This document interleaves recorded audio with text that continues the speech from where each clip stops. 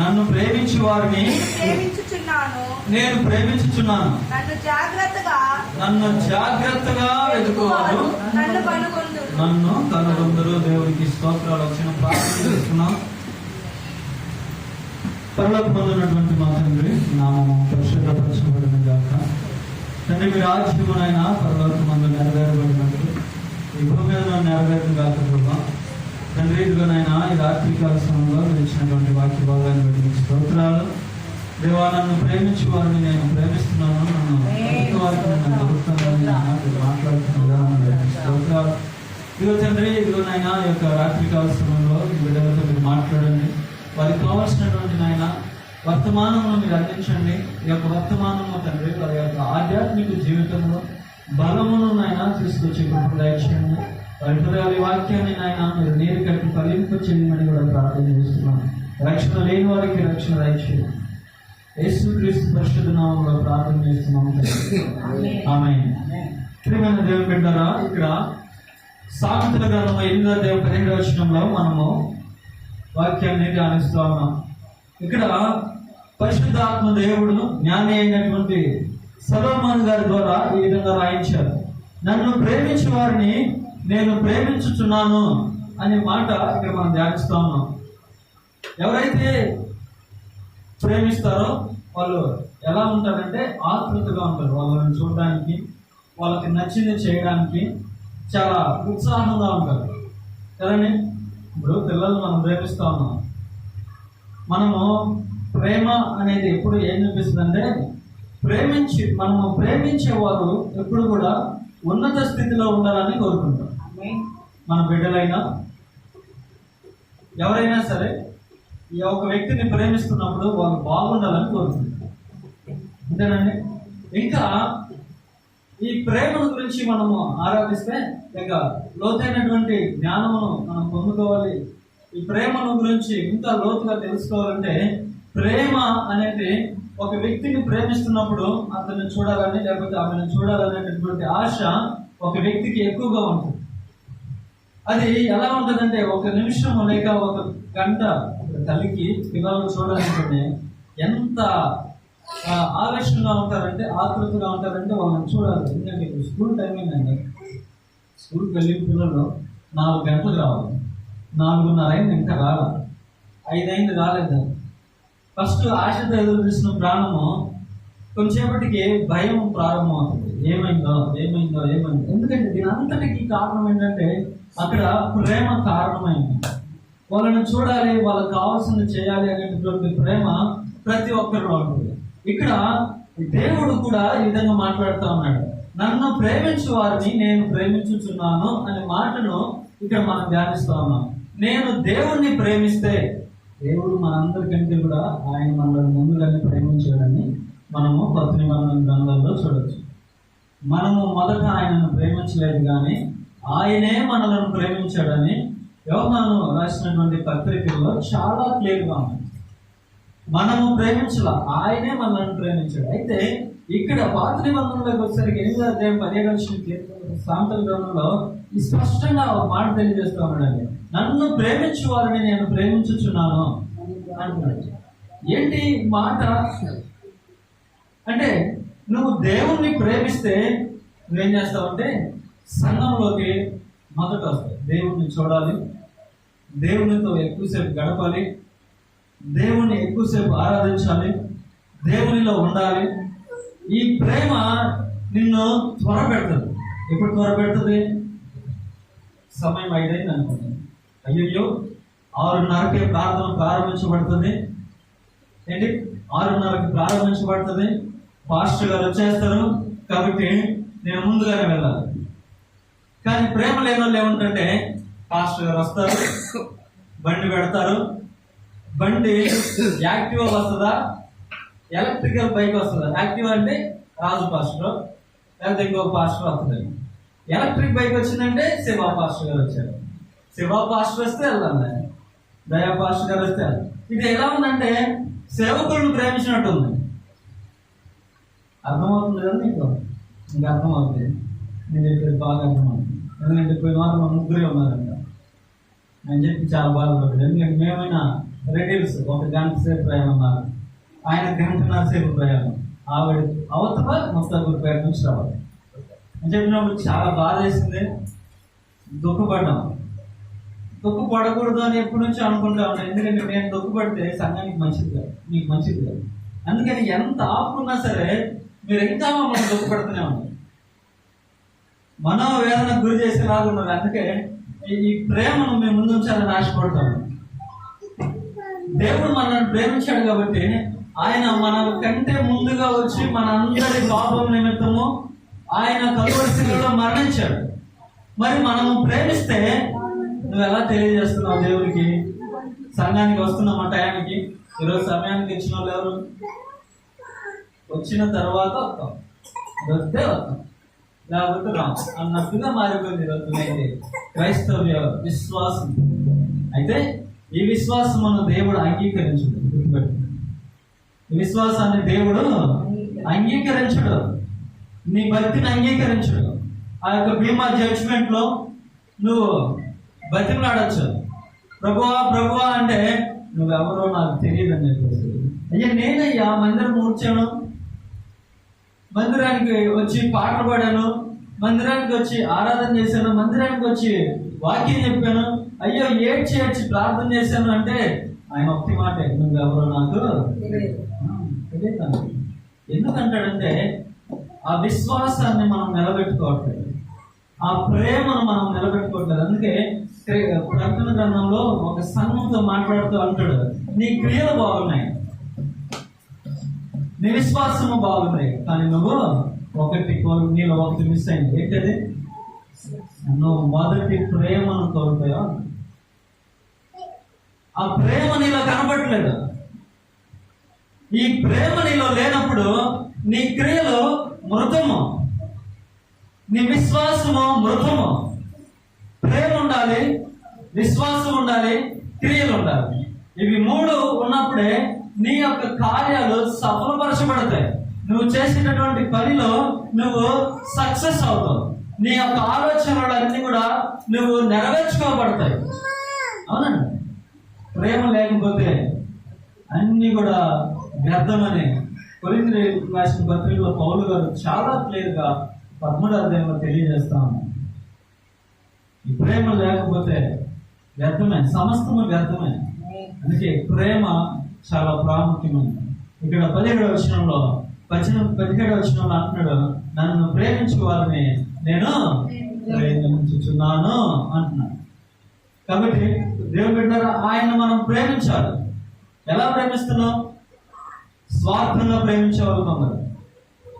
దేవుడైతే మొదట మనల్ని ప్రేమించాడు, ఆయన మంచి వారిని చెడ్డవారిని సార్వత్రికంగా ప్రేమిస్తున్నాడు అంట. ఎలా ప్రేమిస్తున్నాడు? మంచి వాళ్ళని ఒక రకంగా, చెడ్డవాళ్ళని ఒక రకంగా ప్రేమిస్తున్నాడా? ప్రతి ఒక్కరిని కూడా ఏక భావజాలంతో ప్రేమించినటువంటి దేవుడు మన దేవుడు. ప్రేమిస్తూనే ఉన్నాడు ఆయన. మంచి వారి మీదను చెడ్డవారి మీదను ఏకంగా వర్షం కురిపిస్తున్నాడు. సూర్యుడిని సూర్యుడిని కిరణాలు కురిపిస్తా ఉన్నాడు దేవుడు. సమస్తమును మనుషుల మీద కుమ్మరిస్తా ఉన్నాడు. కానీ వీళ్ళు మంచి వాళ్ళు, వీళ్ళకి మంచిది అని అట్లా ఏమి కూడా వ్యత్యాసం దేవుడి దగ్గర లేదండి. అందుకే మనము అందరం కూడా ఏం చేయాలంటే ఒక్కటే జ్ఞాపకం ఉంచుకోవాలి. ఏంటంటే మనము దేవుని ప్రేమించాలి. మనము దేవుని ప్రేమిస్తే నీకు జరిగే కొన్ని కార్యాలు చెప్తాను. అవి మాత్రం మనం ధ్యానించుకున్నాం. నువ్వు దేవుని ప్రేమిస్తే మొదట చెప్పాను, కొన్ని కార్యాలు నీ వ్యక్తిగత జీవితంలో కనపడాలి. నేను నిన్ను ప్రేమిస్తున్నాను, ఎలా ఐ లవ్ యూ అని ఎదిరిగాను అనుకోండి, నేను నిన్ను ప్రేమిస్తున్నానండి, నేను ప్రేమిస్తున్నాను, నేను తిరిగి చెప్తే ఏమనుకుంటున్నాను? నేను ప్రేమ భలే ఒకటి లేకుండా ఇంతనా? ప్రేమించే వాళ్ళు ఏం చేయాలి? ఈరోజు ఏం చేస్తున్నారండి? ప్రేమించే వాళ్ళు గిఫ్ట్లు ఇచ్చి ప్రేమిస్తున్నానని చెప్తున్నాను. నేను ఎదురు చెప్పాను అనుకోండి, ఆయన ప్రేమిస్తున్నావు. దేవుని ప్రేమించే వాళ్ళు దేవుని యొక్క కార్యాలతో ముందుగా ఉండాలి. ఇలా ఉంటే జరిగే కార్యాలు ఏంటో నేను చెప్తాను. మరి రాసుకునే వాళ్ళు రాసుకోండి, మిగతా వాళ్ళు జ్ఞాపకం పెట్టుకోండి. ఈ మాటలు మరలా ఒకవేళ మనకు దొరకపోవచ్చు. చూద్దాం. మొట్టమొదటిగా దేవుణ్ణి ప్రేమిస్తే, లేక దేవుడు నిన్ను ప్రేమిస్తే దేవుని నువ్వు ప్రేమిస్తున్నావు, నువ్వు ప్రేమిస్తే ఈ కార్యాలు నీలో కనిపించాలని చెప్పాను మొదట. కానీ నువ్వు దేవుణ్ణి ప్రేమిస్తున్నప్పుడు దేవుడు నిన్ను ప్రేమిస్తాడు. అప్పుడు జరిగేటటువంటి కార్యాలు ఏంటంటే 2 సమూయేలు గ్రంథము 12వ అధ్యాయంలో 25వ వాక్యంలో దేవుడు చాలా క్లియర్ గా ఒక వాక్యాన్ని తెలియజేస్తా ఉన్నాడు.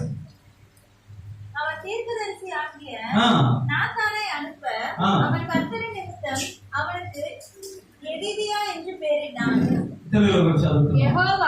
యెహోవా అతనిని ప్రేమించి నాతాను అను ప్రవక్తను పంపగా అతడు యెహోవా ఆజ్ఞను బట్టి యాదిత్య అని అతనికి పేరు పెట్టెను. యదిత్య అని అతనికి పేరు పెట్టెను అనే మాట ఇక్కడ మనం చూస్తాము. యదిత్య అనగా యెహోవాకు ప్రియుడు, లేక దేవుని ద్వారా ప్రేమించబడినటువంటి వాడు అని అర్థం. ఎవరికి పేరు పెడుతున్నాడంటే, ఎవరికి? నాతాను ప్రవక్త సొలొమోను గారికి ఈ పేరు పెడుతున్నాడు. దావీదుకు పుట్టినటువంటి సొలొమోనుకు, దావీదు కుమారుడు పుడితే దావీదు పెట్టిన పేరు సొలొమోను అని పెట్టుకున్నాడు. కానీ పుట్టినటువంటి బిడ్డను యెహోవా ప్రేమించాడు. నాతాను ప్రవక్తను పంపించి ఈ పేరు పెట్టమంటున్నాడు. ఏం పేరంటే యదిద్య అని పెట్టారు. ఎందుకు యదిద్య అని పెట్టమంటున్నాడంటే, యదిద్య అంటే నాకు ప్రియమైనటువంటి వ్యక్తి, నాకు ఇష్టమైనటువంటి వాడు, నా చేత ప్రేమించబడుతున్నటువంటి వాడు అని అర్థం. యదిద్య అనగా దేవుని చేత ప్రేమించబడుతున్నటువంటి వాడు. ఇక్కడ దేవుడు నిన్ను ప్రేమిస్తే నీ పేరు మార్చబడుతుందని, నీ పేరు మారబడుతుంది. నీ పేరు చాలా ప్రాముఖ్యం. అవునండి, పేరు కొంతమంది ఏముందులే అనుకుంటారు. పేరు చాలా ప్రాముఖ్యం కదా. రేషన్ అంగడికి పోయిన తర్వాత నీ పేరు వెలిస్తే, నువ్వు వెళ్తేనే నీకు రేషన్ ఇస్తాడు.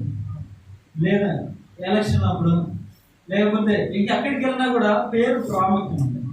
ఓయ్ అన్నాడు అనుకోండి, ఓయ్ ఇలా రా అంటే ఎలా ఉంటుంది? ఇంకేంటి అనుకోరు, నాకు పేరు ఉంది కదా అని. పేరు పెట్టి పిలవకపోతే ఇది ఒక బాధ కదా, గర్వాన్ని సూచిస్తుంది.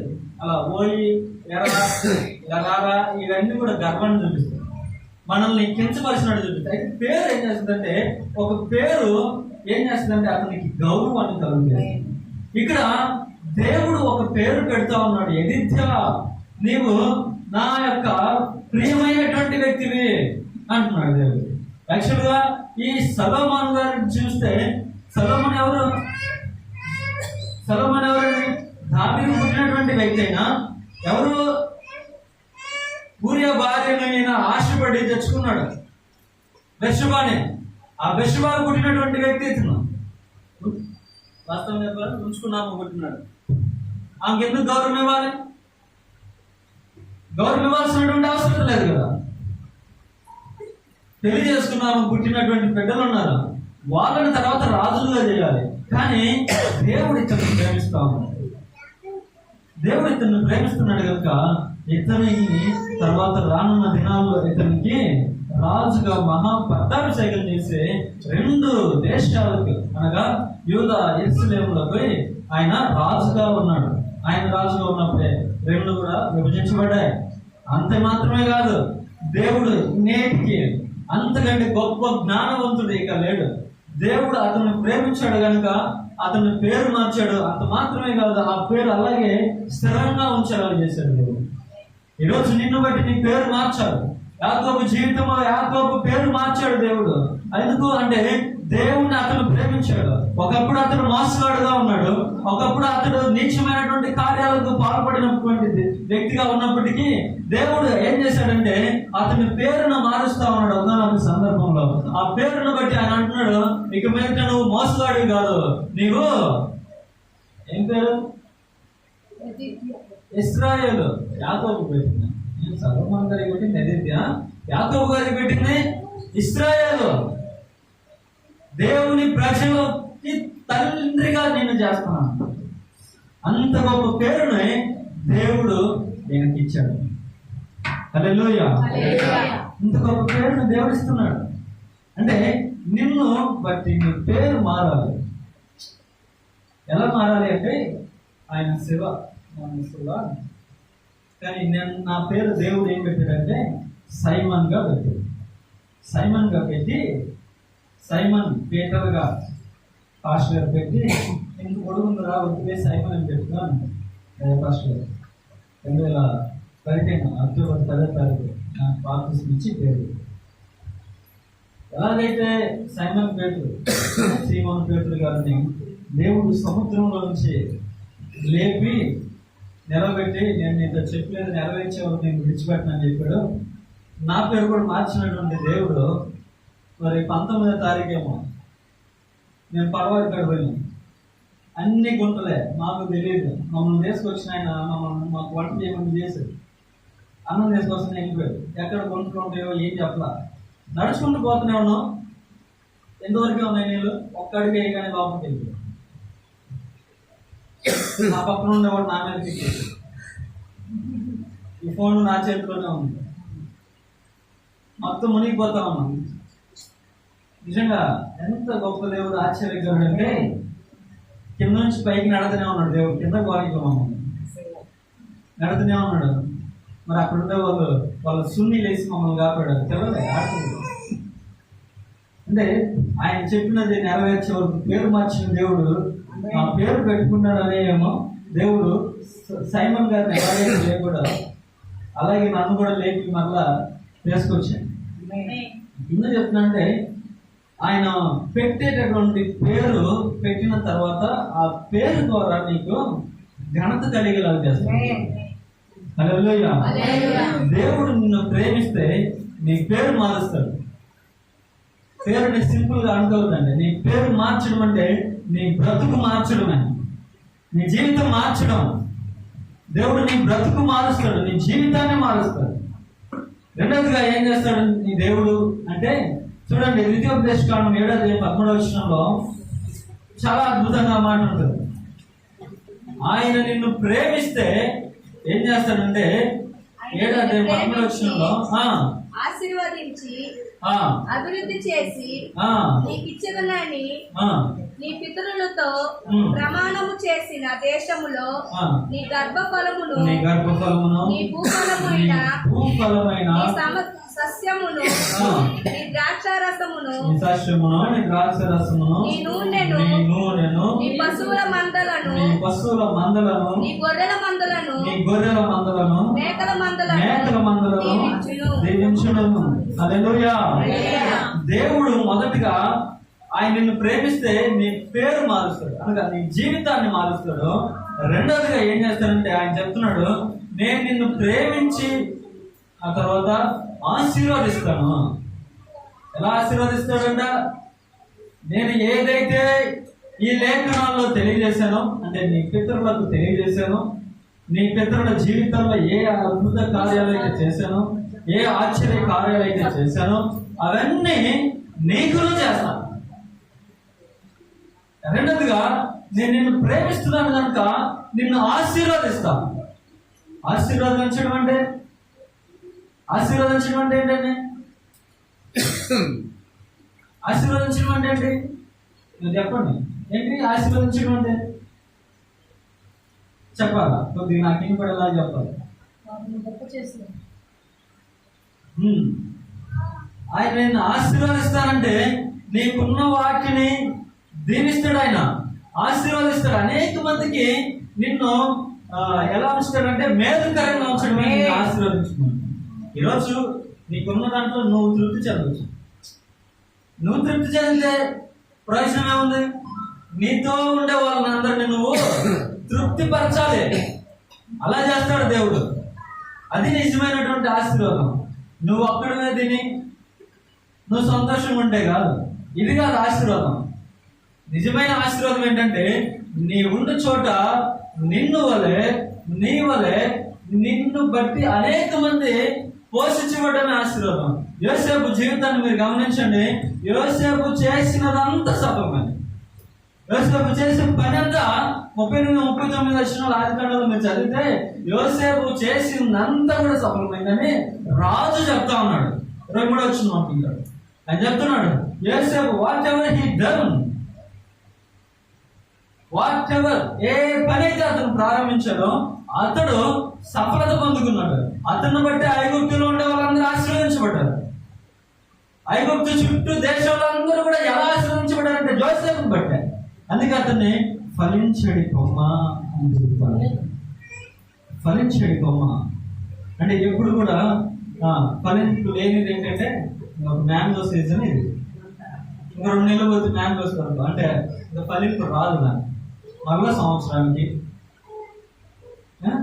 ఇలా. కానీ ఫలించడి కొమ్మ అంటే ఫలాలు ఇస్తూనే ఉంటది. యోసేపు ఆశీర్వాదం ఎలా ఉందంటే ఇంకా దానికి అడ్డు లేదు, ఆటంకం లేదు, లోటు లేదు, కొరత లేదు. ఇక ఆయన ఏ పని చేసినా ఆశీర్వాదమే, ఆయన ఏ పని పూనుకున్నా ఆశీర్వాదమే, ఏం చేసినా ఆశీర్వాదమే. ఎందుకంటే దేవుడు అతనికి తోడై ఉన్నాడు.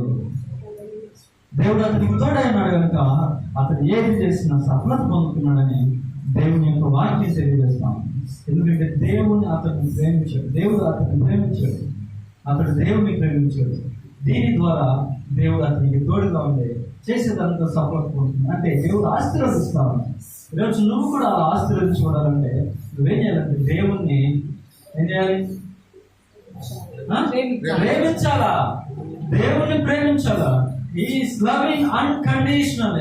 ఆయన మనల్ని ఎలా ప్రేమిస్తున్నాడంటే అడ్డు లేనటువంటి ప్రేమ, లేక షరతులు లేనటువంటి ప్రేమతో మనల్ని ప్రేమిస్తున్నటువంటి దేవుణ్ణి మనం ఎలా ప్రేమిస్తా ఉన్నాం?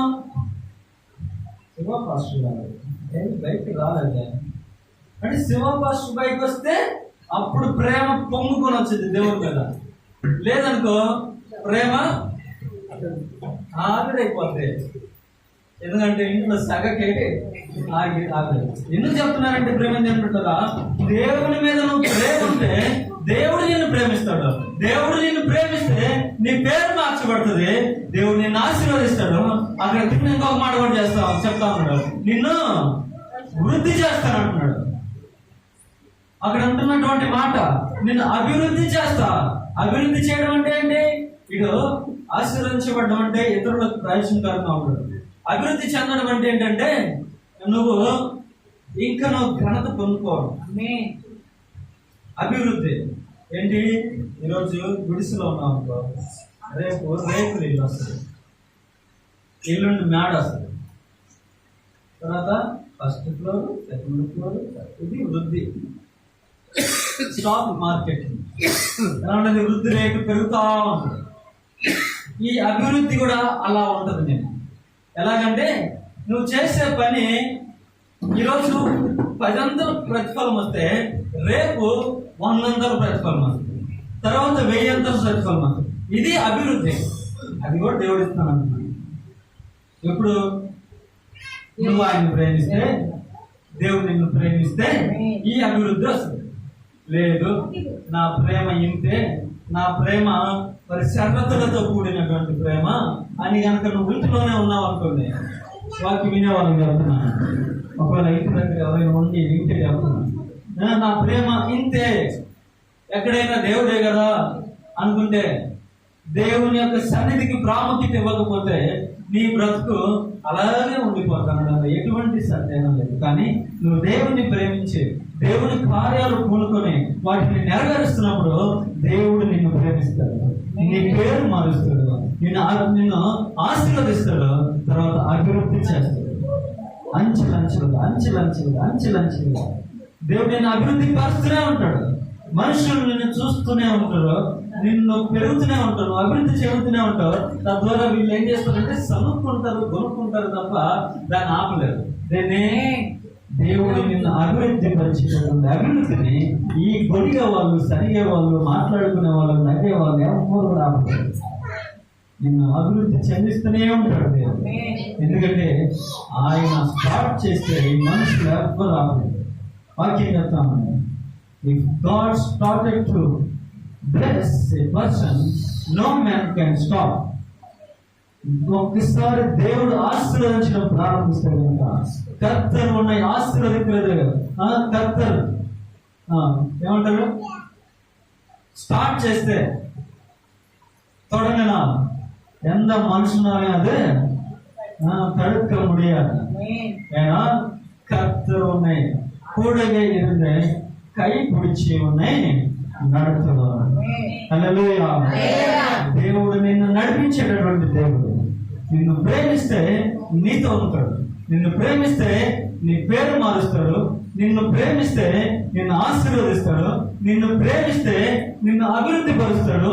నాలుగవదిగా నిన్ను ప్రేమిస్తే దేవుడు ఏం చేస్తాడంటే, నాలుగవదిగా మనం చూద్దాం. అదే ద్వితీయోపదేశ కాండంలో పక్కన 11వ అధ్యాయము 13-14 వచనాల్లో చదివితే 11వ అధ్యాయము 13-14 వచనాల్లో చాలా క్లియర్ గా చెప్తా ఉన్నాడు. కాబట్టి మీ పూర్ణ హృదయముతోను మీ పూర్ణ ఆత్మతోను దేవుడైన యెహోవాను ప్రేమించి ఆయనను సేవింపవలెనని నేడు నేను మీకిచ్చు ఆజ్ఞలను మీరు జాగ్రత్తగా వినిన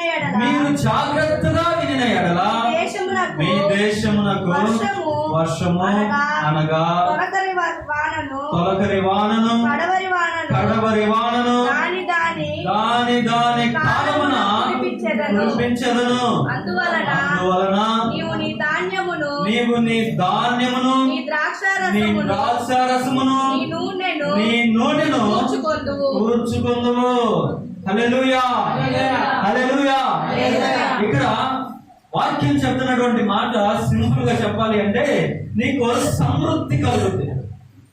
ఏంటి ఈ మాట అర్థం ఏంటంటే, నీ పూర్ణ హృదయంతో నీ పూర్ణ ఆత్మతో మీ దేవుడైన యెహోవాను ప్రేమించి ఆయనను నువ్వు ఆరాధిస్తున్నప్పుడు ఆయన ఏం చేస్తాడంటే, నేడు మీకిచ్చు ఆజ్ఞలు మీరు జాగ్రత్తగా విని వాటిని చొప్పున నడుచుకున్నప్పుడు మీ దేశమునకు వర్షము అనగా తొలకరి వాన మొదలుకొని ఎడవరకు కడవరి వాన వరకు ఆయా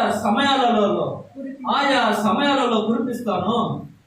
అంటే అర్థం ఏంటంటే, ఈరోజు ఒకవేళ మీరు రైతులు కాదు, నేను సింపుల్ చెప్తా. రైతులు అయితే ఇంకొంచెం ఎక్స్ప్లెనేషన్ ఇచ్చాను. రైతులు ఈరోజు ఏం చేస్తారంటే, వర్షాల కోసం ఎదురు చూస్తూ ఉంటారు. వర్షం పడిన తర్వాత భూమి తడిచింది అనుకోండి, వెంటనే పైరు దున్ని రాళ్ళు ఎత్తిపోసి చెత్త అంతా ఏరేసి మరి కూలీలు పెట్టుకుని ఆ పనులు చేసి తర్వాత ట్రాక్టర్, ఇంతకుముందు ఎదురు పడదు, ఇప్పుడు ట్రాక్టర్లు పెట్టి దున్నేసి గింజలు వేస్తారు. మళ్ళా వర్షం పడాలి, తర్వాత కలుపులు తీస్తారు, తర్వాత మళ్ళా భూమి వాళ్ళు మందులు వేసి ఇవన్నీ చేస్తా ఉంటారు. ఇంతకుముందు మందులు లేవు, ఇప్పుడు వేస్తున్నారు. ఈ మందులు వేసి వర్షం కొరకు ఎదురు చూస్తూ ఉంటారు. వర్షం పడుతూ ఉంటుంది. ఇదంతా జరుగుద్ది. దేవుడు వర్షాలు కురిపిస్తాడు. పంట సమృద్ధి వచ్చిన ఒకప్పుడు. ఇప్పుడు ఎలా ఉందంటే, ఈరోజు వర్షం పడుతుంది, వాళ్ళు చేసేసరికి మళ్ళా వర్షం పడుతుంది. మరి పంట కరెక్ట్ గా కొయ్యాలి అనుకునేసరికి వాన పడి మొత్తం నాశనం అయిపోతుంది. ఇంకా చెప్పాలంటే కోసి పన్నులు వేస్తారు. అంటే ఒక చోట కోవలు వేస్తారు, ఒక చోట పెడతారు. నేను రైతు పెట్టాను. ఇప్పుడు కూడా ఊరికి వెళ్తే ఏదో పొలం పనులు ఉంటే వెళ్ళిపోతారు. ఒక 5 ఇప్పుడైతే నేను వెళ్ళట్లేదు 6 సంవత్సరాల నుంచి. అప్పుడు పన్నాలు వేసి వచ్చేస్తారు. వర్షం పడి అవి కూడా నాశనం అయిపోతుంది. ఎందుకంటే తొలకరి వాన మొదలుకొని కడవరి వాన వరకు దేవుడు ఏం చేస్తున్నాడంటే, ఆయా సమయాలలో కురిపించట్లేదు. ఎందుకు కురిపించట్లేదు అంటే, పూర్ణ హృదయంతో పూర్ణ ఆత్మతో దేవుణ్ణి ఎవరు ఆరాధించట్లేదు, సేవించట్లేదు. ఏదో నామకార్థానికి వద్దాం, అటెండెన్స్ చేయించుకున్నాం, మన దేవుడేలే, మన పాస్టర్లే, మన సంఘమేలే, ఎవరు ఏమన్నారు, ఇవన్నీ కూడా చేయడం వలన దేవుని ఉగ్రత ఒకవేళ వారి మీద ఉందో ఏమో. వారు మరి 3 నెలలు, కొంతమంది 6 నెలలు సేద పరిస్తేనే గింజలు చేతికి వచ్చేది. అవన్నీ కూడా వ్యర్థమైపోతున్నాయి, సమృద్ధిగా లేవు. కారణం ఏంటంటే దేవుని ప్రేమించకపోవడం.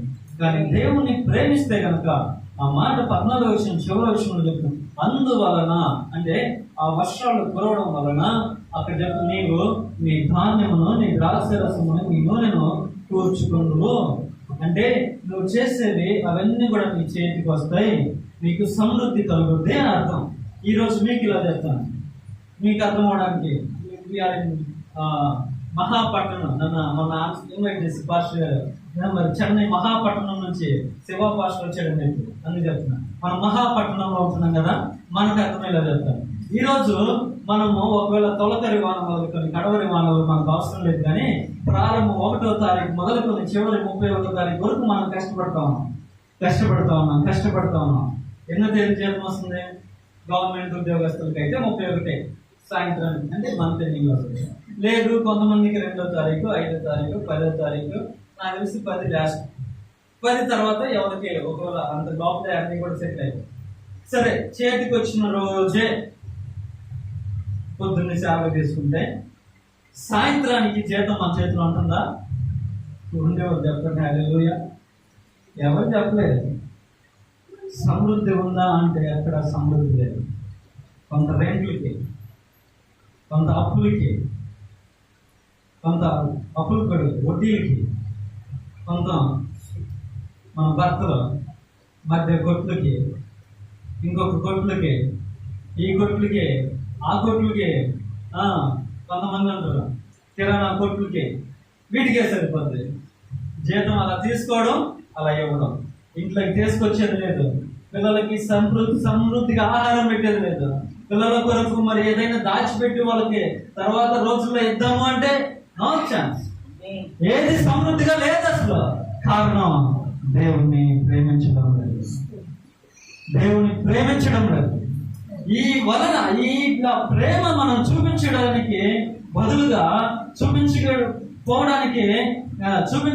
చూపించలేదు కనుక మనము ఏది కూడా సమృద్ధిగా మన ఇంట్లో పెట్టుకోలేకపోతుంది. కొందరు అనుకోవచ్చు, నాకు 50,000 వస్తుంది, 1,00,000 రూపాయలు వస్తుంది.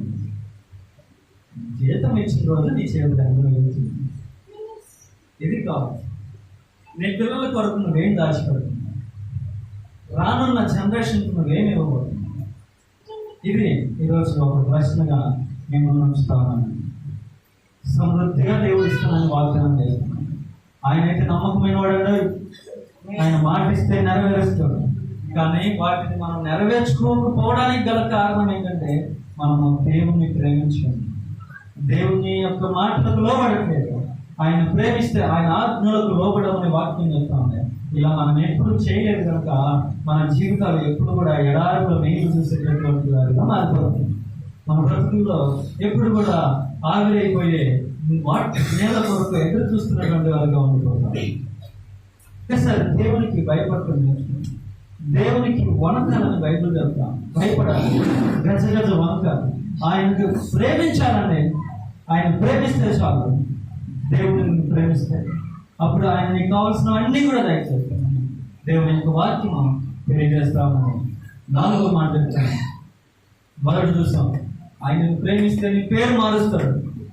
2వదిగా దేవుడు నిన్ను ఆశీర్వదిస్తాడు. 3వదిగా దేవుడు నిన్ను అభివృద్ధి చేస్తాడు. 4వదిగా నీకు సమృద్ధిగా ఇస్తాడు. 5వదిగా దేవుడు నీ ఎడల ఎలా ఉంటాడంటే 23 దేవుడు ఎలా ఉంటాడు, ఆయన character, what is the character, what is the god's character అని మనం గమనిస్తే అక్కడ 31 చాలా కాలం ముందుగా యెహోవా నాకు ప్రత్యక్షమై శాశ్వతమైన ప్రేమతో నేను నిన్ను ప్రేమిస్తున్నాను కనుక నీ ఎడల చూపుతున్నాను. ప్రేమించుచున్న దేవుడు ఏమంటున్నాడంటే, ఈయన అంటున్నాడు, నేను శాశ్వతమైన ప్రేమతో నేను నిన్ను ప్రేమించుచున్నాను. కాబట్టి గనుక నేనేం చేస్తానంటే, ఏం చేస్తానంట, విడువక నీ ఎడల కృప చూపిస్తాను, నిన్ను విడిచిపెట్టను. నేను నిన్ను విడిచిపెట్టనండి. చూడండి, మనం ఎన్నిసార్లు దేవుని విడిచిపెట్టుంటాం, ఎన్నిసార్లు దేవునికి వ్యతిరేకంగా జీవించుంటాం. ఆయన విడిచిపెట్టుంటే ఎప్పుడో కాలం అయిపోయింది. ఆయన కనుక విడిచిపెట్టుంటే కాస్త మేడ అయిపోయింది, ఇంకొక మేడ చూసుకోవాల్సి వచ్చింది. ఆయన విడవలేదు కాబట్టి, ఆయన కృప మన ఎడలో ఉన్నది కనుకనే ఈరోజు మనం ఆయన మందిరంలో ఆరాధించగలుగుతాం. అందుకే ఆయనను ప్రేమిస్తే ఆయన మనల్ని ప్రేమిస్తాడు. ఆయన ప్రేమించేటటువంటి దేవుడు ఎలా ఉన్నాడంటే, మనలను విడువక నిత్యము కృప చూపిస్తున్నటువంటి దేవుడుగా ఉంటున్నాడు. కృప అంటే ఏంటి అంటే నేను చెప్పినది, కృప అనగా మనము నిరీక్షించనిది, ఎదురు చూడనిది మన జీవితంలో జరగడమే. మనం అడగనిది పొందుకోవడమే కృప. అయ్యా నా కుటుంబంలో ఇది చెయ్యయ్యా అని అడగని అవసరం లేదు. ఆయన కృప నీకుంటే ఆ కార్యం నెరవేరుతుంది. హల్లెలూయా. ఆ కృప మన జీవితంలో విస్తరింపు చేయాలి. ఆ కృప మన జీవితంలో కార్యాలు జరిగించాలి అంటే దేవుని ప్రేమించాలి, దేవునికి లోబడాలి, దేవుని కార్యాల పట్ల నువ్వు ప్రేమ కలిగిన వారిని జీవించాలి. ఇంకా రెండు ఉన్నాయి, అవి కూడా తక్కువ చెప్పేసి చూస్తాను. ప్రకటన గ్రంథం 1వ అధ్యాయం 6వ వచనంలో అద్భుతమైనటువంటి మాట అక్కడ చెప్తా ఉన్నాడు. நம்முடைய பாவங்களை நம்மை கழுவி நம்முடைய பிதாவாகிய தேவனுக்கு முன்பாக நம்மை ராஜாக்களும் ஆசாரியர்களும் ஆக்கின அவருக்கு மகிமையும் வல்லமையும் என்றென்றைக்கும் உண்டாயிருப்பதாக. ఆమేన్. మనలను ప్రేమించుచు తన రక్తము వలన మన పాపముల నుండి మనల్ని విడిపించి విడిపించిన వానికి మహిమయు ప్రభావములు యుగములు కలుగును గాక. ఆమేన్. ఆయన మనలను తన తండ్రి దేవునికి ఒక రాజ్యముగాను యాజకులుగాను చేసెను. ఆమేన్. హల్లెలూయా. దేవుడు ఈ విధంగా మాట్లాడుతూ ఉన్నాడు, మనలను ప్రేమించుచు. ఏంటి నేను మొదట చెప్పాను ఆ మాట మీరు మర్చిపోదు. ఏంటి, మనము ఆయనను ప్రేమిస్తే ఆయన మనల్ని ప్రేమిస్తాడు. అందుకని మనం ప్రేమిస్తేనే ఆయన ప్రేమిస్తాడా అంటే వాక్యం చెప్తా ఉంది, మనము ఆయనను మొదట ప్రేమించలేదు కానీ ఆయనే మనల్ని ప్రేమించడానికి కూడా నేను చెప్పాను. ఇవన్నీ ఆయన ప్రేమ ద్వారా సమస్త ఈ లోకం అంతటిని కూడా విమోచించాడు. అయితే ఈ ప్రేమ అంటే ఆయనను ప్రేమించే వారికి ఆయన ప్రేమిస్తూ చేసే కార్యాలు మీకు చెప్తాను. ఇక్కడ 6వ మాటగా ఏంటి ఆయన చేసేటటువంటి కార్యము అంటే, ఇక్కడ వాక్యం చెప్తాం, ఆయన మనల్ని ప్రేమించచ్చు తన రక్తము వలన మన పాపము నుండి మనలను విడిపించిన వానికి. అంటే ఏంటి అర్థం అంటే, మన పాపములో ఎలా ఉండిపోయినాయి అంటే మన జీవితంలో కరుడు కట్టినటువంటి నేరస్తులాగా ఉండిపోయింది. మన పాపములో మన అవయవములలో పేరుకుపోయింది. ఆ మురికి, ఆ పాపం అంతా మన హృదయాల్లో పేరుకొని పోయింది. ఈ పేరుకొని పోయినటువంటి మనలను వాటర్ పెట్టి ఫోర్స్ గా రావడానికి ఎన్ని పెట్టి ప్రయత్నం చేసినా పోట్ల, ఎంత చేసినా పోట్ల మళ్ళీ వస్తూనే ఉన్నాయి. అందుకని దేవుడు ఏం చేశాడంటే మనల్ని ప్రేమించాడు కనుక ఆయన అంటున్నాడు, ఆయన ఇంకా మనలను ప్రేమించుచు తన రక్తం వలన మన పాపం నుండి మనలను విమోచించడానికంగా కింద చెప్తా ఉన్నాడంటే ఆ 4 అని అక్కడ ఉంటుంది. దాని అర్థం ఏంటంటే కడగడానికి అని అర్థం, కడిగిన వానికి అని అంటారు. అంటే ఆయన మనలను కడిగాడు. ఈరోజు మనం కడుగుతాం, చేతికి మట్టి అయితే నేలతో కడిగితే పోదు. అదే గ్రీజ్ అయిందనుకోండి చేతులకి ఏం చేయాలి? ఒకటి ఇంతకుముందు అయితే కిరోసిన్ పోసి కడుగుతారు. ఇప్పుడు ఉపాయం చేస్తుంది, పెట్రోల్ కానీ డీజిల్ కానీ పోస్తే పోతుంది. తర్వాత వాసన వస్తుంది, పోయింది. కానీ ఈ వాసన అయితే ఉంటుంది. కడగడం ఏంటి అంటే, మీరు కూడా ఎప్పుడో ఒకసారి మీ పిల్లల్ని మట్టి అయితేనో మురికి అయితేనో లేకపోతే ఇక బట్టలు ఉతికేటప్పుడు ఏదో ఒకటి మీరు చేసేటప్పుడు చూసేవాడు. ఇలా కడగడం అంటే ఆయన తన రక్తమునిచ్చి మనలను ఎక్కడైతే ఏ పాపం అయితే నీలో ఉన్నదో ఆ పాపమును రక్తం వేసి కడిగాడు, శుభ్రపరిచాడు, పరిశుద్ధపరిచాడు. ఎలా అంటే తెల్లగా ఉండడానికి నువ్వు ఎలా ఉండాలంట? తెల్లగా ఉండాలంట, పరిశుద్ధంగా ఉండాలి, నీతిగా జీవించాలి. ఎందుకంటే ఆయన ప్రేమిస్తున్న వారు అలా ఉండాలని ఆయన ఆశ. ఆయన ఆశ, ఆయన కోరిక, ఆయన ఇచ్చ, ఆయన భోగం ఇది. అందుకే ఆయన ఏం చేశాడంటే ఆయన రక్తముతో మనలను కడిగి మనలను విడిపించినటువంటి దేవుడికి మనం ఏం చేయాలంటే నిరంతరము మహిమ, ఘనత, ప్రభావములు చెల్లించాలని, ఇక్కడ యుగ యుగములు అవి ఆయనకి కలగాలని మనము నిరంతరం అవి చేయాలని చెప్తూనే ఆయన ఒక రాజ్యముగా మనలను దేవుని కొరకు ఏర్పాటు చేసుకున్నాడు, యాజకులుగా ఏర్పాటు చేసుకున్నాడని అక్కడ తెలియజేస్తా ఉంది. ఇక్కడ 6వ మాట ఏంటంటే ఆయన మనలను మన పాపం నుంచి కడిగాడు, శుభ్రపరిచాడు. శుభ్రంగా ఉన్నదే మనం ఇష్టపడతాం.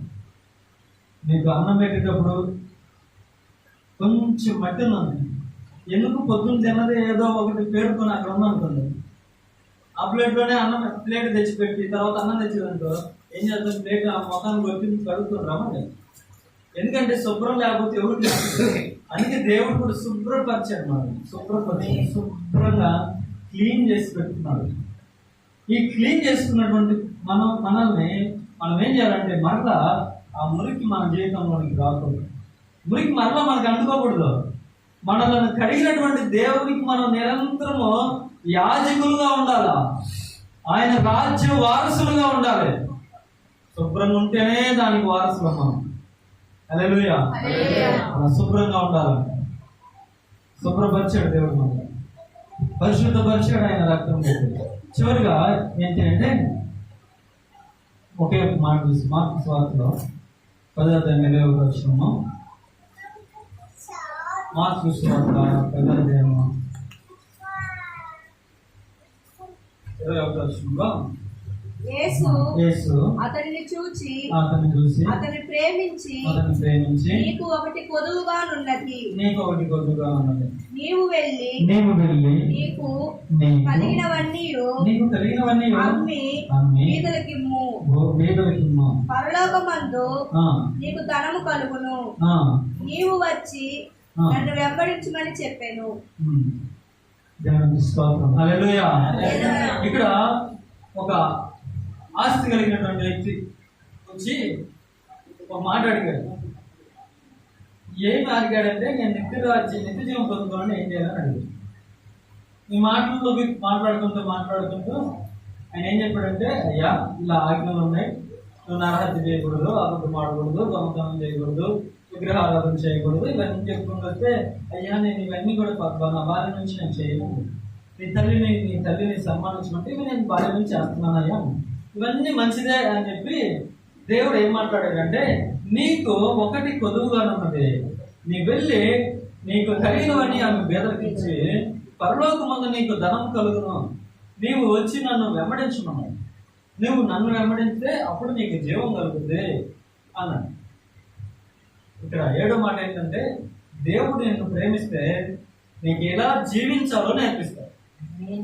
హల్లెలూయా. నువ్వు ఎలా జీవించాలో దేవుడు నీకు నేర్పిస్తాడు. ఎలా జీవించాలి ఈ మాట మీరు తర్వాత చదువుకుని 17వ వచనం నుంచి 21వ వచనం వరకు చదివితే, లేక 27వ వచనం వరకు చదివితే అది ఒక ప్యాసేజ్ లాగా ఉంటుంది, ఒక టాపిక్. ఎలా జీవించాలి, ఎలా జీవించకూడదు, ఎలా జీవిస్తే నువ్వు నిత్యరాజ్యం పొందుకుంటావో అక్కడ చాలా క్లియర్ గా తెలియజేస్తావు. నువ్వు ఎలా జీవించాలంటే నీవు ఏంటి, ఎలా జీవించాలి, నరహత్య చేయకూడదు, వ్యభిచారం చేయకూడదు, దొంగతనం చేయకూడదు, అబద్ధ సాక్ష్యం చేయకూడదు, మోసపుచ్చకూడదు, నీ తల్లిదండ్రులను సన్మానించాలి, నువ్వు ఇతరులకు ఎటువంటి కీడు చేయకూడదు, నువ్వు మేలు చేయాలా, ఇవన్నీ చేస్తా. అలాగే దేవుని యొక్క కార్యాలు ఆయన గమనించినట్టే ఆయన నీతి కార్యాలు చేయాలా, ఆయన యొక్క పనిని నువ్వు సత్ప్రవర్తన కలిగిన వాడే చేయాలి. ఇవన్నీ నీలో ఉన్నప్పుడు నువ్వు తప్పకుండా ఈ యొక్క నిత్య రాజ్యంలో వారసుడు అవుతావు అని దేవుడు అతనికి బోధిస్తా ఉన్నాడు.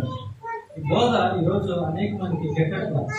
ఏంటి, ఉన్నట్టు చేస్తే గెట్టడంలా ఆ పాస్టరే వద్దని చెప్పే సంఘాలు ఉన్నాయి కొన్ని.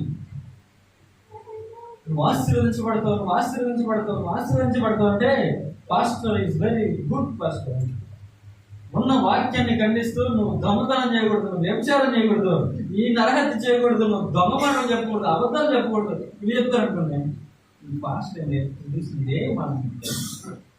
ఏమని మాస్టర్ చెప్పొచ్చు వాక్యం వాళ్ళు చెప్తారని. ఇదే చెప్పమని వాక్యం చెబుతుంది. మీరు కాబట్టి 2 తిమోతి రాసిన పత్రిక 3:16 సన్నద్ధుడై ప్రతి విషయంలో గద్దించడానికి, బోధించడానికి, శిక్షించడానికి అని, సత్యాన్ని సరిచేయడానికి అని వాక్యం చెప్పమని అక్కడ మాట్లాడుతూ ఉన్నాడు. దైవజనుడు అలా చెప్పాలి, వాక్యం ఇలాగే చెప్పాలి. నువ్వు దేవుని అడుగు చాడలో నడవాలి.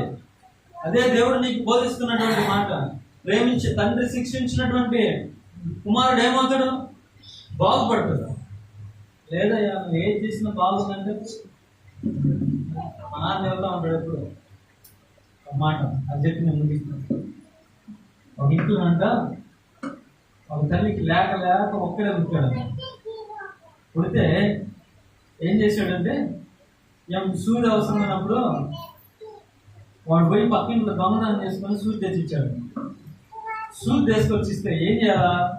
మరి ఇది ఎక్కడదరా అని అడగాలి.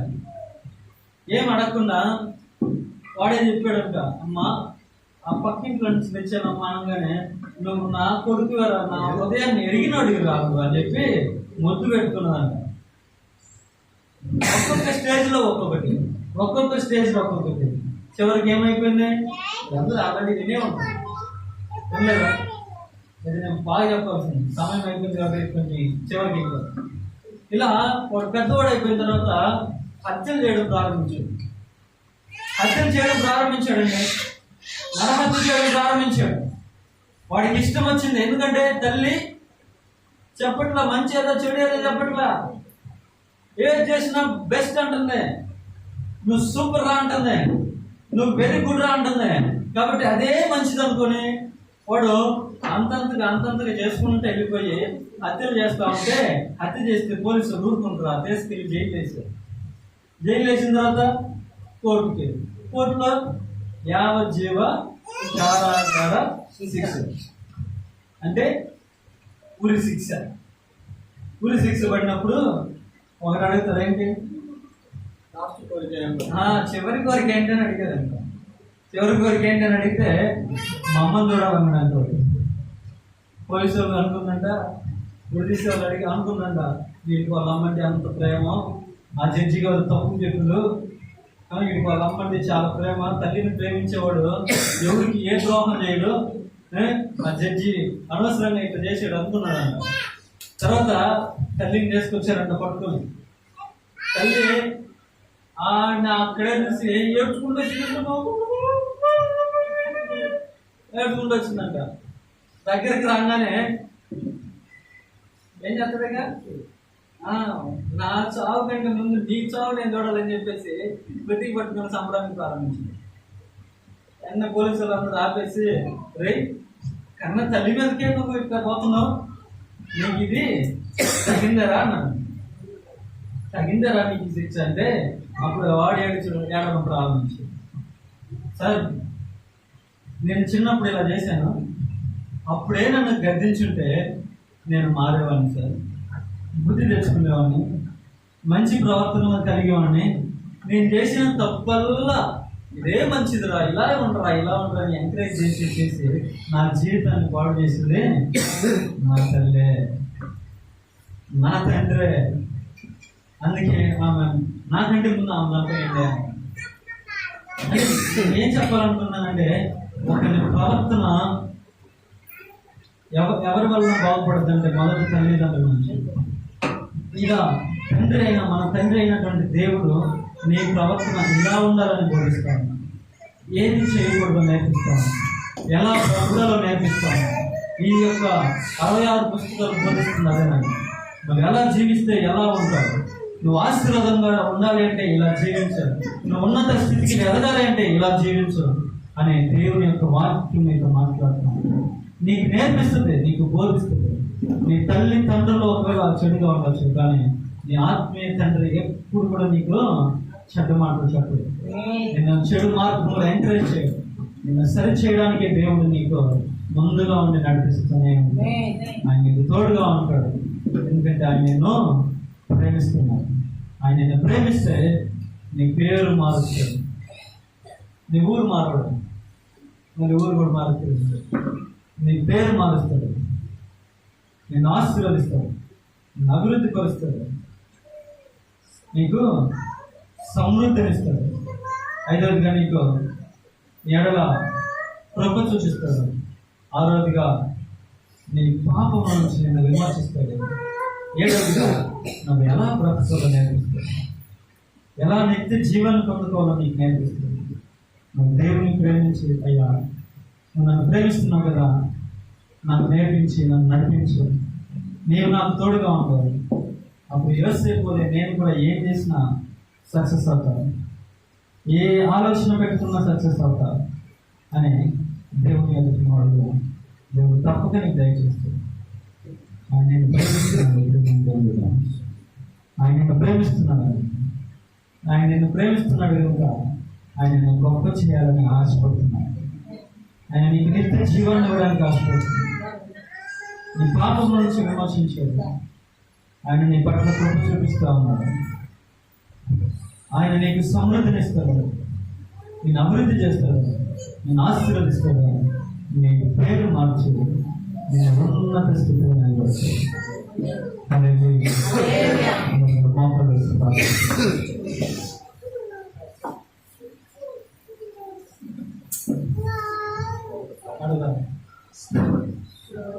నేను ఎలా నడవాలి, ఎలా జీవించాలా నాకు బోధించిన ప్రభువా అడగండి, తప్పలేదండి. ఎందుకంటే కొన్నిసార్లు మన నడవడికలో తప్పుండొచ్చు, మన ఆలోచనలు తప్పుండొచ్చు. దేవుని అడుగు ఈరోజు తండ్రి మీ యొక్క ఆత్మ చేత నన్ను నడిపించలేము. అనేక సార్లు వెళ్ళిపోతున్నాను నేను. కొన్నిసార్లు అయితే నాయన నా గర్వం, నా అహం నా ముందు నిలబడి తండ్రి హెచ్చించు పొజిషన్లోకి వెళ్ళిపోతున్నాను. తగ్గింపు జీవితాన్ని నాకు దయచేయండి. నేను ఎలా ఈ లోకంలో జీవించాలో నాకు నేర్పించాను. నా పాపం నుంచి నాకు విమోచన, విడుదల దయచేయండి. దేవా నన్ను శుభ్రంగా మీరు కడగండి. అయ్యా నన్ను విడవక నా ఎడల మీరు కృప చూపిస్తానని మీరు మాట్లాడుతున్నారు ప్రభా. నేను ఈరోజు నీ కృప వల్లనే ఉన్నాను. నా ప్రాణాన్ని విమోచించిన దేవుడు దేవా మీకు స్తోత్రాలు.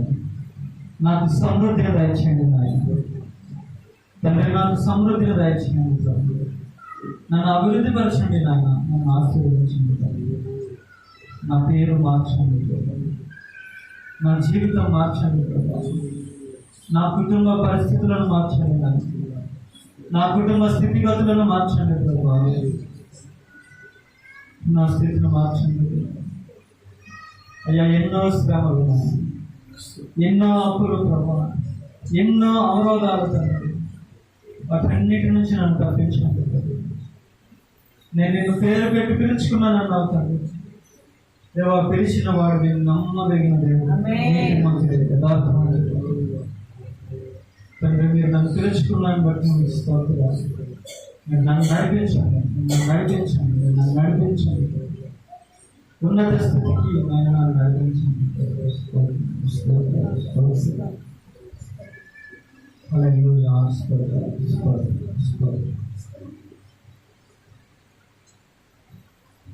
మహాపరిశుద్ధుడా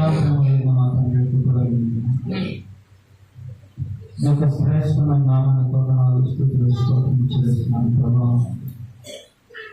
దర్శన దేవుడు ప్రభా, మీ కృపతో నైనా మమ్మల్ని బలపరిచి ఇంతవరకు ప్రభావ మీరు నన్ను నడిపించిన విధానాన్ని బట్టి మీకు స్తోత్రాలు వందనాలు చెల్లిస్తున్నాను ప్రభా. నాకు హృదయ ఆలోచనలు ఏదైనా దేవుడా మీకే స్తుతులు చెల్లిస్తున్నాను ప్రభా. దేవా మీరు మమ్మల్ని ప్రేమించి తండ్రి అనేకమైనటువంటి ఉన్నతమైన కార్యాలు మా జీవితంలో మీరు చేస్తున్నందుకు స్తోత్రాలు వందనాలు చెల్లిస్తున్నాను ప్రభా. ఈరోజు తండ్రి రాత్రినైనా మీరు మాట్లాడినటువంటి ప్రతి మాటను బట్టి మీకు స్తోత్రాలు. యేసయ్యా మీరు మమ్మల్ని ఆశీర్వదించండి, దీవించండి, బలపరచండి. దేవా నా పేరు మారుస్తున్నాను మీకు స్తోత్రాలు. నన్ను ఆశీర్వదించి అభివృద్ధి సమృద్ధిగా నన్ను దీవిస్తున్నాను మీకు స్తోత్రాలు. నా ఎడల మీరు చూపిస్తున్న కృపను బట్టి మీకు స్తోత్రాలు. దేవా నా పట్ల నాయన నన్ను ప్రేమించి నా పాపములన్నిటి నుంచి నన్ను విమోచించి రక్షించినందుకు మీకు స్తోత్రాలు. దేవా మీ నిత్య జీవమునకు దేవ నన్ను వారసుని చేసినందుకు మీకు స్తోత్రాలు చేస్తున్నాను. ఈ రాత్రి నాయన వచ్చిన ప్రతి బిడ్డను మీరు దీవించండి, ఆశీర్వదించండి. వారికి కావాల్సినటువంటి ప్రతి కోరికలను నెరవేర్చండి. వారి హృదయ ఆలోచనలను ఆయన మీరు ఎరిగినండి. వాటన్నిటిని కూడా ఈ రాత్రి మీరు నెరవేర్చండి. వారి హృదయ ఆలోచనలను ఆయన మీరు నెరవేర్చండి. మీ చిత్తాన్ని వారి జీవితాలలో నెరవేర్చండి. మీ ఉద్దేశాలను నెరవేర్చండి. మీ ప్రణాళికలను మీరు జరిగించండి. నాయన మీకు స్తోత్రాలు. దేవా వారి బిడ్డల కార్యాలలో మీరు గొప్ప కార్యాలు చేయండి. వారి బిడ్డలు మారడానికి కృప చూపించండి. బిడ్డల పట్ల వారికి కలిగినటువంటి నాయన వాంఛను మీరు నెరవేర్చండి. దేవా కొందరైతే నాయన శుభకార్యాలను పూనుకుంటుండగా ఆ శుభకార్యాలలో మీరు తోడుగా ఉండి నడిపించండి. ఉన్నత కార్యాలు మీరు జరిగించండి. దేవా శుభకార్యాలకు కావాల్సినటువంటి ఆర్థిక నిధిని మీరు దయచేయండి. గడి మీకు స్తోత్రాలు తండ్రి, మీకు వందనాలు స్తోత్రాలు చెల్లిస్తున్నాను. మీకే స్తోత్రాలు. మా సంఘాన్ని మీరు దీవించండి, సంఘస్థులను మీరు దీవించండి. సంఘంలో ఉన్నటువంటి కొరతలను వాటన్నిటిని కూడా మీరు నిర్మూలన చేయమని ప్రార్థిస్తున్నాను. సమృద్ధిని మీరు సంఘంలో మీరు దాచింది. సంఘ విశ్వాసులందరినీ మీరు దీవించండి, ఆశీర్వదించండి. సంఘ పెద్దలను మీరు విశ్వాసులను మీరు ఆశీర్వదించి దీవించబడుతుంది. అభివృద్ధి సమృద్ధిని అవిశ్వాసులను మీరు మార్చుకొని ప్రార్థన చేస్తున్నాం. నూతన ఆత్మల సంఘానికి మీరు నడిపించండి. సంఘ సరిహద్దులను మీరు విశాలపరచండి. సంఘ కాపురు గారికి కావాల్సిన ఆరోగ్యాన్ని, శక్తిని, బలాన్ని మీరు దయచేయండి. పరిచయాన్ని మీరు దీవించండి. ఏ పని పొందుతున్న విషయాన్ని సక్సెస్ మీరు దయచేయండి. దేవా స్కూల్ ప్రారంభమైంటుండగా ప్రభు బిడ్డలునైనా స్కూల్కి వెళ్తున్నారు, కాలేజీలకు వెళ్తున్నారు ప్రభు. వారి యొక్క ప్రయాణంలో మీరు తోడుగా నడిపించండి. ప్రతి ఒక్కరు కూడా ప్రభు బాగా చదువుకొని చక్కనిగా మార్కులు, అలాగే తండ్రి ఉన్నత స్థితికి వారు ఎదగడానికి మీరు కృప చూపించమని ప్రార్థన చేయండి. ఉద్యోగాలు చేస్తున్న వారిని మీరు దీవించండి. ఉద్యోగాల కొరకు ఎదురు చూస్తున్న వారికి ఉద్యోగాలు దయచేయండి. దేవా మీకు స్తోత్రాలు. ఉద్యోగాలు చేస్తున్న వారికి ప్రమోషన్స్, పర్మనెంట్ ఉద్యోగాలు మీరు దయచేయమని అడుగుతున్నాను. స్తోత్రాలు. కాంట్రాక్ట్ చేసే వాళ్ళకి నాయన పర్మనెంట్ అవడానికి కృప చూపించండి. కాంట్రాక్టర్స్ అయినటువంటి నాయన లోపము కలుపుకోవడం మీకు సహాయం చేయండి. జీతాలు సరైనటువంటి తేదీల్లో రావడానికి కృప చూపించమని సహాయం చేయండి. అలాగే తండ్రి వివాహాల కొరకు ఎదురు చూస్తున్న బిడ్డలను బట్టి మీకు స్తోత్రం. దాని భాగస్వామిని ఆయన మీరు బయలుపరచండి. దేవా వారికి కావాల్సినటువంటి ఆర్థిక సహాయాన్ని మీరు దయచేయండి. అలాగే తండ్రి ఉద్యోగాల కొరకు ఎదురు చూస్తున్న ఉద్యోగాలు దయచేయండి. మీకు సహాయం చేయండి. చదువులలో మీరు తోడుగా ఉండండి, చూపించండి. మరి ప్రాముఖ్యంగా వారు చేస్తున్నటువంటి ఆయన ఉద్యోగాలు, వ్యాపారాలు, చదువులు, వారి ప్రయాణాలన్నింటిలో ఆయన మీ రక్షణ దేవదూతను వారి కాపులా ఉంచినప్పుడు వారికి కావాల్సిన సహాయాన్ని మీరు దయచేయండి. మీరే ఉన్నతమైన కార్యాలు జరిగించమని ప్రార్థన చేస్తుంది. మీరు ముందుగా నడిపించి గొప్ప కార్యాలు సంఘంలో మీరు జరిగించి ఆశీర్వదించి దీవించి బలపరచండి. నాకు జరిగిన యేసు క్రీస్తు పరిశుద్ధ నామములో ప్రార్థించి అడిగి వేడుకుంటున్నాము తండ్రి. ఆమేన్. నా ప్రాణమా యెహోవాను స్తుతించు. నా ప్రాణమా యెహోవాను స్తుతించు. ఆమేన్. మన పరమ తండ్రి అయిన దేవుని ప్రేమ, ఆయన కుమారుడైన యేసు క్రీస్తు యొక్క కృప, పరిశుద్ధాత్మ యొక్క అన్యోన్య సహవాసం ఇప్పుడు వచ్చి మనందరికీ సకల పరిశుద్ధులు సార్వత్రిక సంగమాన్ని నిరంతరము తోడి నడిపించి ఆశీర్వదించి దీవించిన గాక. ఆమేన్.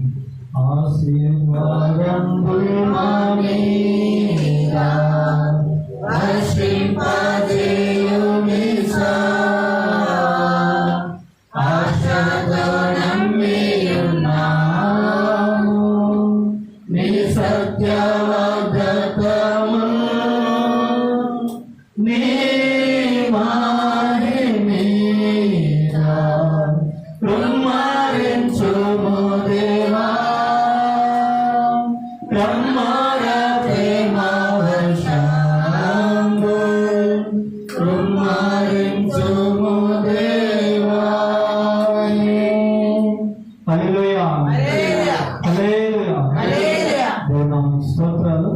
వందనాలు. దేవుడు ఆశీర్వదించి దీవించి